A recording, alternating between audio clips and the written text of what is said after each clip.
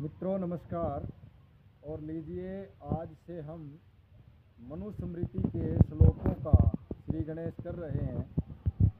मनु महाराज ने जो भी पृथ्वी मात्र के लिए, समस्त प्राणियों के लिए और सृष्टि का भरपूर ज्ञान दे करके जो भी आदर्श या मार्गदर्शन किया है और दिग्दर्शन किया है, जीवन दर्शन सुझाया है कि किस प्रकार से समाज में जीवन धारण करना है और क्या क्या ज्ञान मनुस्मृति के माध्यम से उन्होंने प्रदान किया है।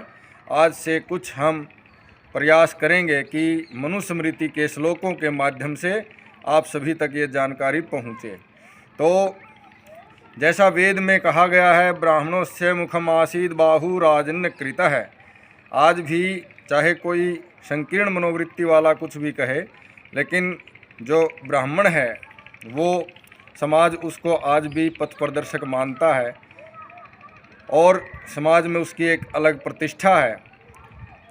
तो इस श्लोक में, मनुस्मृति के इस श्लोक में ये कहा गया है, एतद्देश प्रसूतस्य सकाशादग्रजन्मनः स्वं स्वं चरित्रम शिक्षेरन पृथिव्याम सर्वमानवाः, कि इन देशों में, यानी भारत का जो भूभाग था और जो भारत का विस्तृत क्षेत्र था आर्यावर्त का, उस स्थान पर उन क्षेत्रों में रहने वाले लोगों से सकाशाद अग्रजन्मनः, अग्रजन्मनः कौन? ब्राह्मण, जो सबसे पहले उत्पन्न हुआ और जिसने सृष्टि के लिए कल्याण का, विद्या का, पठन पाठन का जो दायित्व संभाला और ज्ञान प्रदान किया। क्योंकि अध्ययनम अध्यापनम चैव यजनम याजनम तथा दानम प्रतिग्रहणम च ब्राह्मणानाम अकल्पयत।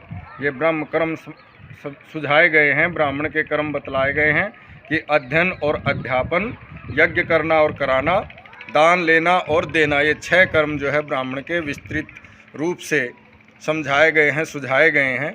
तो उसी प्रकार से मनुस्मृति में भी मनु जी ने अग्रजन्मनः, पहले उत्पन्न होने वाले या समाज के अग्रणी, उन्हें बतलाया है।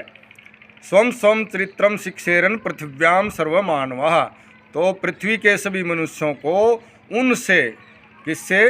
ब्राह्मणों से अपने अपने चरित्र सीखने चाहिए, ऐसा इस श्लोक का अर्थ है। और एक बार श्लोक बहुत ही प्रचलित है, महत्वपूर्ण है। एक बार श्लोक का फिर से पाठ सुने। एतद्देश प्रसूतस्य सकाशादग्रजन्मनः स्वं स्वं चरित्रं शिक्षेरन् पृथिव्यां सर्वमानवाः, पृथ्वी के सभी मनुष्यों को इनसे अपने चरित्र सीखने चाहिए, किस प्रकार का आचरण करना चाहिए, व्यवहार करना चाहिए, जीवन धारण करना चाहिए और जीवन में किस प्रकार से कार्य करने चाहिए, ये ब्राह्मणों के चरित्र से सीखना चाहिए, ऐसा इस श्लोक का भाव है। धन्यवाद।